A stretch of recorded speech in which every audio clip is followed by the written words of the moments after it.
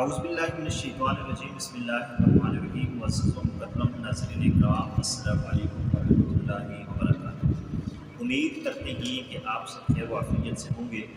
آج کی ویڈیو میں ہم بات کرنے والے ہیں 10 محرم الحرام یوم عاشورہ ہے اور اس دن کی عظمت اور فضیلت کیا ہے۔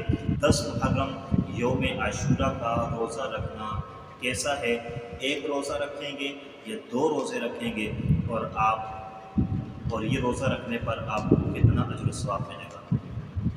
سب سے پہلی بات کہ 10 محرم یوم عاشورہ یہ افضل اور اعلیٰ دن ہے، کیونکہ یہ محرم کی 10 تاریخ ہے اور محرم کا مہینہ سارا کا سارا عظیم اور افضل مہینہ ہے، عظمتوں والا مہینہ ہے۔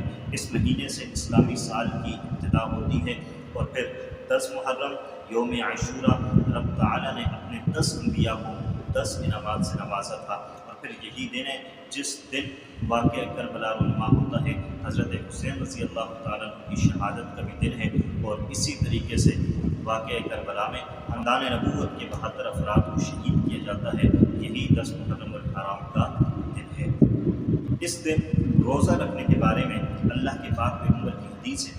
حضرت عبداللہ ابن عباس رضی اللہ تعالیٰ عنہ روایت کرتے ہیں، نبی کریم صلی اللہ علیہ وسلم نے ارشاد فرمایا، جو شخص 10 محرم کا روزہ رکھتا ہے، یوم عاشورہ کا روزہ رکھتا ہے، اللہ تبارک و تعالیٰ اسے 1000 شہیدوں کے برابر اجر و ثواب عطا فرماتا ہے۔ اور پیغمبر علیہ السلام نے فرمایا تھا، اگر آئندہ سال میں زندہ رہا تو میں 9 اور 10 محرم یا 10 یا 11 محرم کا روزہ رکھوں گا، 10 محرم کے ساتھ ایک دن اور ملا کر روزہ رکھوں گا، ایک نہیں بلکہ 2 روزے رکھوں گا۔ کیوں؟ اس لیے کہ 10 محرم کو یہودی بھی روزہ رکھتے ہیں، اور وہ اس لیے رکھتے ہیں کہ موسیٰ علیہ السلام کو اللہ نے فرعون سے نجات عطا فرمائی تھی، تو یہی 10 محرم کا دن تھا۔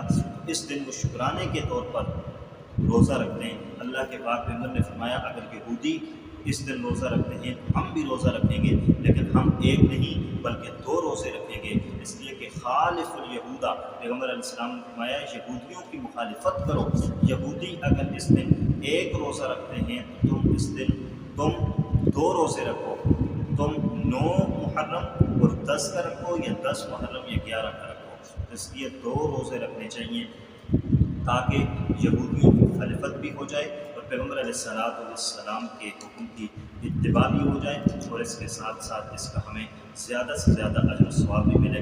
اس لیے کوشش کریں کہ 10 محرم یوم عاشورہ کو روزہ رکھیں۔ اس روزے کی بڑی اہمیت ہے، بڑا اجر و ثواب ہے کہ 1000 شہیدوں کے برابر اجر و ثواب ملتا ہے۔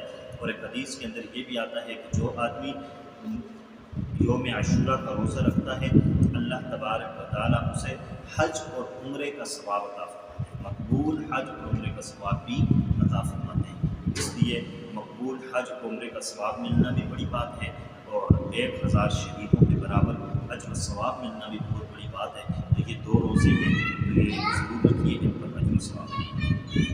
امید کرتے ہیں کہ آپ کو ہماری آج کی ویڈیو پسند آئی ہوگی۔ اگر پسند آئی ہے تو لائک کر دیجیے گا، چینل پر نئی ہے سبسکرائب کر دیجیے گا۔ اللہ حافظ، السلام علیکم۔